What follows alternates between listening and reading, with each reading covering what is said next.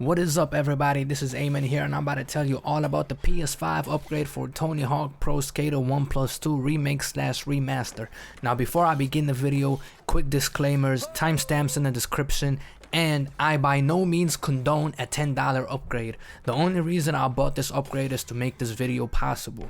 So with that being said, let's go ahead and get started. Kicking things off with the graphics/visual upgrades. This is not only related to the PS5 but next gen overall. It pretty much looks the same except it runs at native 4K now if you have a 4K display. In certain areas you could see some significant changes regarding the lighting and the reflections in the shadows. It is still dynamic lighting, meaning it's not ray tracing. Overall, if you play this on a PS4, you're not really missing much out. It already looked good on the PS4 and it just looks good on the PS5 as well. As far as activity cards go, they're done pretty well in this game. You basically get the main menu on your PS5 home screen. There's 10 cards that represent 10 modes and they stay in the same order and they don't change. And these activity cards also jump right into the game, so they don't show you like who made the game and who developed it and who published it and all of that bullshit. Nah, they jump right into the mode that you pick. That's exactly what I look for when it comes to activity card. As far as time testing go, I tried to load up a single session in the warehouse without the activity cards and it took about 26 seconds versus 12 seconds if you use the activity cards. 26 seconds is not the biggest amount of time in the world, but it's a very welcome change in addition when you can cut that in over half. So activity cards in this upgrade, I love it. That's exactly how they're meant to be.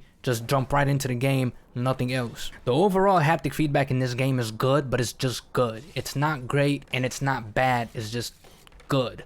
So let me give you examples. Every single grinding vibration pattern feels the same, no matter if it's a thin rail, a thick rail, you know, like on the concrete ramp, wooden rail. Is there a wooden rail? I don't know, but I know there's a lot of different rails in this game and they all feel the same. Basically, the longer you grind on a rail, the more intense and heavy the vibration gets. There's haptic feedback when you land on the ground. However, with this one, you do get different vibration patterns for like when you land on concrete, when you land on wood, when you land on metal.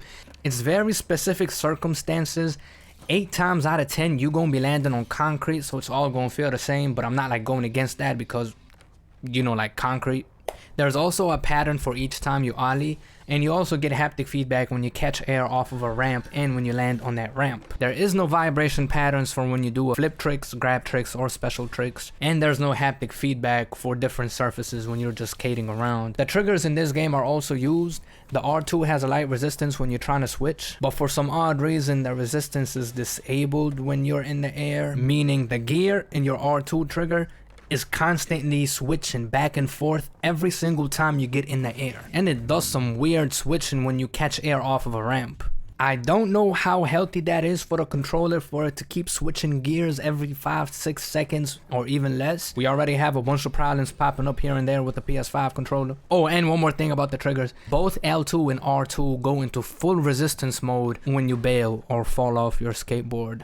Other than that, the speaker on the controller is not used, which is a missed opportunity because, you know, sound is vibration, so having sound come out the speaker adds to the vibration that you're inputting into the controller. Okay, so the trophy lists remain the same. You get a separate trophy list, of course, for the PS5 version. Trophies pop up as soon as you transfer your save and you load into the game. You get all of the trophies that you already had. You don't gotta do not one of them again. It's still a grind. There's no regular way to get to level 100.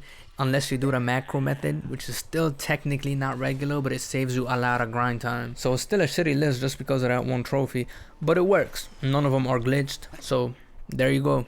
I'm yet to see a glitched trophy on the PS5, but yeah. Now for the miscellaneous things, I forgot to mention loading is super fast. It takes like 2 seconds to load a level, 2 to 3 seconds at most. So switching between levels is beautiful, and the 3D audio in this game is trash. Alright, final thoughts regarding the upgrade. As much as I love this game, this feels more like a cash grab than anything.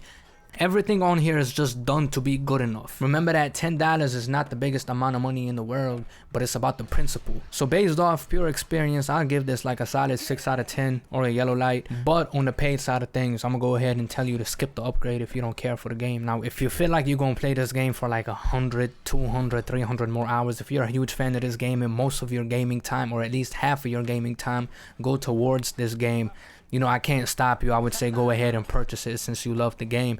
But if you're just the average user and you don't feel like you're going to play this game much, you know, you can get a brand new game on sale for $10. You know what I'm saying? Like, again, it's not about the amount. It's about the principle.